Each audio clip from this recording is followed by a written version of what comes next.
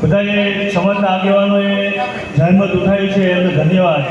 મારું સૂચન એવું છે કે સર્વબહુમતીથી તમે બંધારણનું આપણે અમલવારી માટે મૂક્યું છે, તો એ બંધારણ મુજબ ચાલવું એ આપણી ફરજ છે.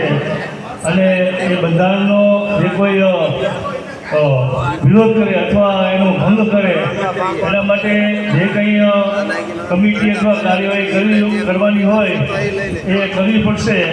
કારણ શું કે તમારે જ્યારે કહેશો કે આ તમે બંધારણનો ભંગ કર્યો ત્યારે સામેવાળા દલીલ પણ કરશે. તો મારે સૌને વિનંતી કે આ કમિટી સારી રીતે બનાવે, ગામડાવાજ બનાવી, જે કંઈ બનાવી હોય એ બનાવે, જેથી ભવિષ્યમાં આપણા સમાજ આ બંધારણને વળગી રહે અને બંધારણ મુજબ બધું કરતું રહે. અને જે શિક્ષણ માટે બંધારણમાં જોગવાઈ કરી છે બહુ ધન્યવાદને પાત્ર છે, કારણ કે સમાજના શિક્ષણ માટે આ બહુ મહત્વનું છે.